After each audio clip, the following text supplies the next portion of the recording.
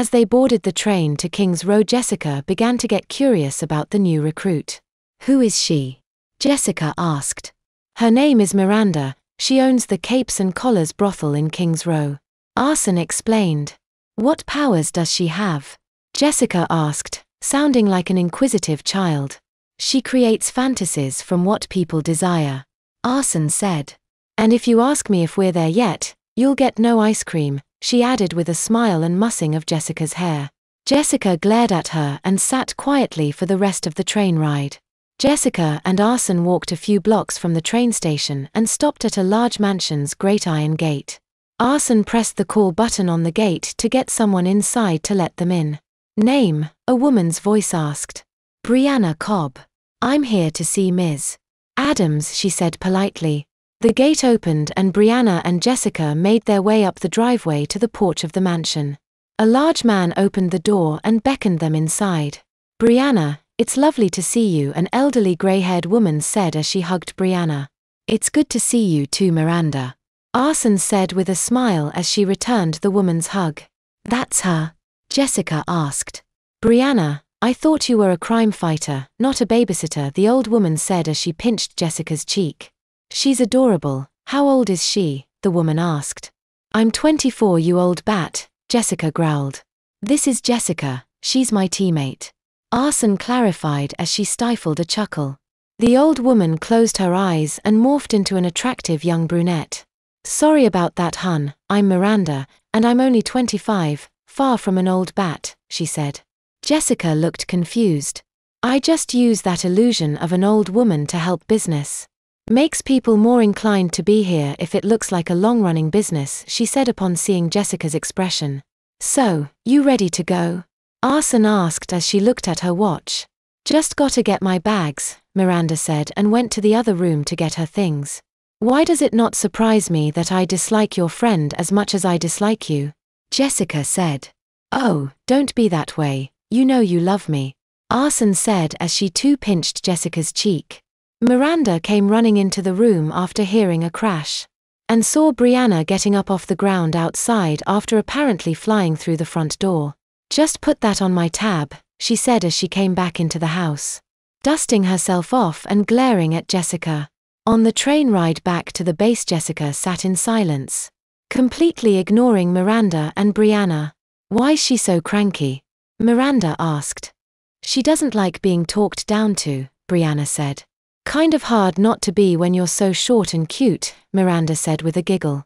As the train neared the station, it began to shake violently, startling all the passengers. "What's going on?" Jessica asked. Her answer came when the roof of the train was torn off above their heads, and a large robot loomed above them. Freedom Phalanx Reserve members Arson and Diaper Dandy found. "Commencing termination," the robot said and reached into the train for Jessica and Brianna. The 10-foot-tall robot reached for Brianna and Jessica and got a jet of flame to the face for its trouble. "We have to lead it away from these people," Jessica said. Arson nodded and the pair flew out of the train and away from the station. The robot used its jets on its back to follow behind them. Arson and Jessica turned to face the robot and saw a blast of blue energy hurtling at them from the robot's wrist cannon.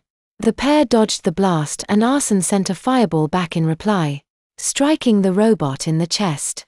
"This thing is tough," Arson called to Jessica. "The bigger they are," Jessica said and flew back toward the robot. "The flatter they smash you," Arson finished as she followed Jessica into the fray. Jessica dodged the robot as it punched at her and flew behind it, giving it an energy punch to the back of the head. The robot turned and backhanded Jessica, knocking her from the air. "Dandy," Arson shouted as she flew to her teammate's aid. She caught her in midair and flew back up and away from the robot. "Anyone get the license plate number off that truck?" Jessica asked. "No, but I can kind of make some of it out from the indentation on your forehead," Arson said with a smile. "Why are we running?" Jessica asked. "It's this crazy fear I have of dying," Arson said. Jessica squirmed from Arson's arms and flew back at the robot. "I'm not done yet," she said. Arson sighed and followed Jessica again.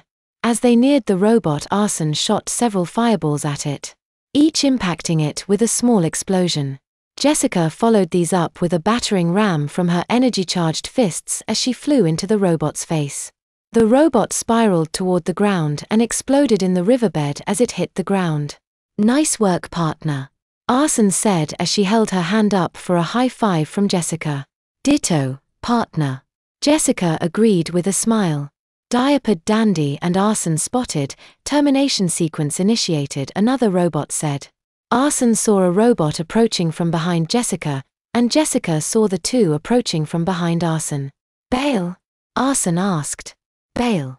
Jessica agreed, and the pair flew back to the train to get Miranda. Arson held Miranda around the waist and flew off with her from the train. "Get her back to the base, I'll be there soon," Jessica said as she flew toward the robots. "No," Arson shouted. "They'll follow me, I'll give them the slip and meet you at the base," Jessica yelled back. Arson reluctantly took off with Miranda while Jessica went back into the lion's den.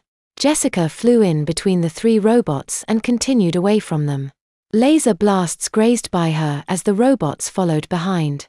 Jessica heard the roar of one of the robot's jets close behind her and veered sharply to her right just in time to avoid it grabbing her. She flew backward, keeping the robot between her and the others in an attempt to avoid a laser blast.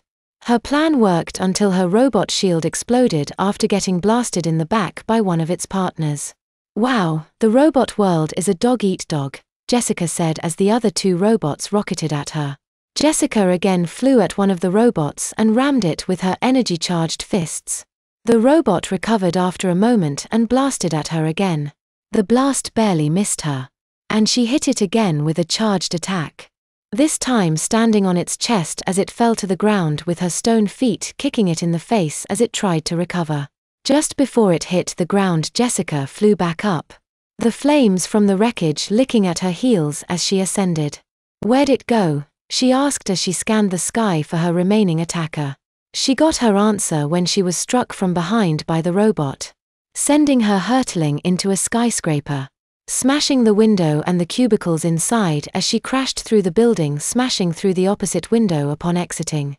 The precious seconds she had to recover weren't enough to prepare for another attack from the robot. And as she plummeted to the earth after the smashing blow the robot had hit her with, she wondered if this was the end of her. "Gotcha, cutie," Electrocute said as she caught Jessica in midair and carried her to safety. "Elisa, you ready to take this thing down?"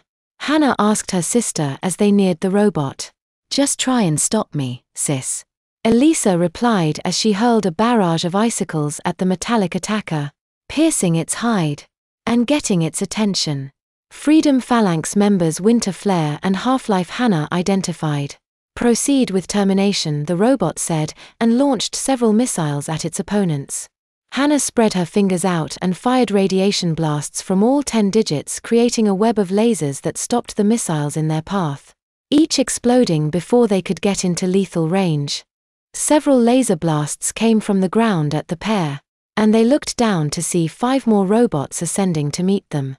"Back down we go," Knight said as he teleported onto one of the robots and teleported it back to the ground to fight it.